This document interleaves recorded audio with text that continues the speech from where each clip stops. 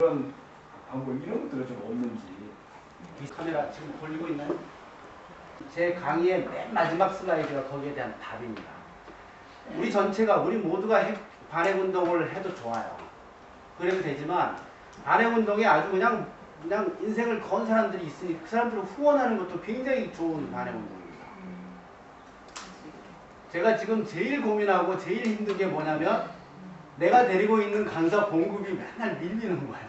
미치겠는 거예요. 그래서 다음 달에는 이 친구를 자르든지 아니면 봉급을 반으로 줄이든지, 지금 100만 원 주고 있는데 이걸 50만 원으로 줄이든지 아니면 파이어를 하든지 그걸 결정해야 됩니다. 근데 이런 거기 때문에 그 반핵운동을 직접 하시는 것도 좋고 반핵운동을 실제로 하고 있는 사람을 후원하는 것도 굉장히 중요한 반핵운동입니다. 그래서 방법은 있다. 근데 나는 후자였으면 좋겠다. 경주에서 환경운동 연합을 살림을 해가기가 그렇게 힘드니까요. 그래서 그 비슷한 질문을 제가 누구한테 한 적이 있습니다. 이게 너무 가난한 사람들을 막 이렇게 도와주는 사람들 있잖아요. 그래서 거기에 내가 자원봉사를 할까? 내가 뭘 도와줄까? 그랬더니 그거를 실제로 자원봉사를 하고 그 운동을 이끌어가는 사람이 일성으로 했던 얘기. 제가 한 10년 전에 들은 얘기예요. 돈 내. 나를 도와줘. 내가 잘하잖아. 너 하면 나만큼 잘할 수 있어? 나를 도와주란 말이야. 그게 하는 거야. 그 얘기를 제가 들은 적이 있어요. 그때부터 제가 후원 좀 정액으로 내고 있거든요. 그러니까 주변에서 여기 이 지식을 이제 퍼뜨리는 것도 중요하고, 또 거기에 관한 이런 얘기를 소셜 네트워크나 이런데, 페이스북 같은데, 그런데 자꾸 해서 이거를 이제 알리는 것도 중요하죠. 제가 페이스북 열심히 합니다. 제가 새로 뭐에 대해서 알게 되면 페이스북에 다 올립니다. 제 이름을 치시고 페이스북에 찾아서 친구를 신청하세요. 그러면 핵에 관한 정보는 최신 정보를 계속 얻으실 수 있을 겁니다. 그거를 친구들한테 전달하는 것도 운동이에요. 그리고 이 슬라이드의 맨 마지막에 경주환경운동연합 전화번호가 나옵니다. 거기에 전화하시면 한 방에 회원이 될 수도 있어요. 우리를 후원해 주는 겁니다. 자, 그러시고 이제 방패장 얘기 이제 간단하게 하겠습니다. 저는 2년 동안 사실 딴 이거 안 보고 방패장 저게 새난새난 그것만 봤습니다. 근데 정보를 얻기가 힘들었어요. 잘 안 줘요. 숨겨요. 그래서 그거를 계속 이리 치고 저리 치고 해서 정보를 결국 얻어냈고, 충분한 정보를 얻어냈고 결론을 냈습니다. 결론은 셉니다. 세다 많은 게 아니라 다 셉니다. 그게 결론입니다. 그 말씀을 드리겠습니다. 방사성 폐기물 관리공단, 원래 한수원에 있던 어느 한 부서였는데 이게 몇 년 전에 따로 독립이 됐어요. 그래서 이거는 공단이기 때문에 이제 공무원들이 된 겁니다. 거기에 보면 안전성, 그래서 정의를 해놓습니다. 자연방벽을 이용하여 방사성 폐기물을 인간 생활권으로부터 완전 격리. 이게 안전한 겁니다. 그러니까 방패장 안에서 방사능 물질이 갇혀 있으면 안전한 거예요. 이게 밖으로 삐져나오면 이건 위험한 겁니다. 이 사람들이 그렇게 정의를 내리고 있어요. 다음 주세요. 그런데 거기 부지가 어떠냐? 안반이 불량하다, 불량하다, 매우 불량하다, 불량하다. 이렇게 얘기합니다. 이게 저희가 낸 게 아니고 방패물관리공단에서 연구비를 받은 전문가, 토목 전문가, 지질 전문가들이 내놓은 결론입니다. 그 중에서 중요한 부분만 내놓은 겁니다. 전체적으로 봤을 때 안반을 저도 몰랐습니다만 5개 또는 9개 등급으로 나눈대요. 쉽게 5개로 하면 1등급은 그냥 통바예요. 아주 단단한 바이고 5등급은 토목교과서에 그렇게 되어 있답니다. 손으로 팔 수 있는 정도가 5등급이다. 근데 경주의 방패장 부지는 절반이, 부피 전체의 절반이 5등급이에요. 그리고 나머지 절반 중에서 한 20%, 대부분이 4등급이에요. 4, 5등급이 그래서 70 내지 80%입니다. 1, 2, 3등급 합해서 20% 정도. 대부분이 삽으로 팔 수 있는 정도의 안반. 그러니까 안반이라고 할 수 없죠. 흙이죠. 다음 주죠.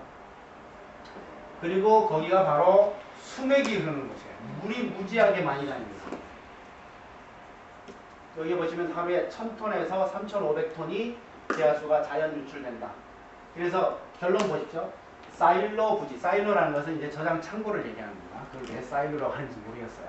굉장히 큰 저장 창고 콘크리트로 만들고 그 이름이 사일로입니다. 이걸 6개 만드는데 사일로 부지의 투수성이 전반적으로 낮다고 단정하기 어렵다. 아이고 무슨 말입니까? 물이 많이 흐른다 이 말이에요. 근데 이 사람들이 연구비를 공단에서 받으니까 여기 땅 형편없다, 물 많이 나온다 이렇게 얘기할 수가 없으니까 투수성이 전반적으로 낮다고 단정하기 어려움 이렇게 쓴 겁니다. 제가 한 5번 읽었어요. 무슨 말이에요? 물이 많이 흐른다 이 말입니다. 하루에 4,000톤 정도 나옵니다. 이건 지금 이제 가다 중간에 이게 작년 결과고 지금은 4,000톤, 5,000톤 나옵니다. 그 정도면은 박태환 선수 수영하는 수영장 2번 채울 수 있습니다. 하루에. 물이 굉장히 많이 나옵니다. 다음 주십시오. 그리고 하루에 그 공급 유속, 저는 이게 잘 뭔지 몰랐어요. 하루에 7.5m 간대요. 그러니까 흙이 있으면 거기에 지하수가 흐르잖아요. 그러면 바위하고 돌 사이를 쫄쫄쫄쫄 이렇게 움직일 거 아닙니까? 그 물이 지하수가. 그게 하루에 7.5m 움직인다는 거예요. 하루에. 그러면 1년이면 몇십 킬로 가는, 10km 이상 가는 겁니다. 그러니까 그 주변 전체로 확 확산되는 거예요. 1년 내로. 그 속도예요. 제가 이 정도면 그럼 빠른 겁니까? 하고 토목공학 교수한테 물어봤더니 굉장히 빠른 거다. 이 정도 빠른데 드물다. 그래서 여기 나옵니다. 열화시 금이 갔을 때 방사성 핵종 거동이 비교적 빠른 속도로 일어날 수 있음. 무슨 말입니까? 핵종 거동, 아버지 거동하시듯이 핵종이 거동하시는데 비교적 빠른 속도로 일어날 수 있어. 무슨 얘기예요? 세면 빨리 흩어진다 이 말이죠. 그 말을 이렇게 어렵게 돈 받으니까 할 수 없이 이렇게 핵종 거동을 얘기하는 거죠. 다음 보십시오. 이건 제가 그린 그림입니다. 나왔던 그 데이터들 사실 이 그림 그릴 때까지 굉장히 많은 데이터들을 뽑았고 2년이나 걸렸어요. 정보를 하도 안 줘서. 근데 증거를 이제 완전히 다 밝혔습니다. 동해바다입니다. 여기에 지금 굴을 파고 있습니다. 거의 다 팠어요. 하나는 다 팠고 하나는 거의 다 팠어요. 그리고 여기다가 사일로라고 하는 창구를 짓습니다. 이거는 높이가 50m, 20층 아파트. 지름이 30m, 30m. 이런 창고를 6개를 짓습니다. 기둥 없이 5등급 안반에다가.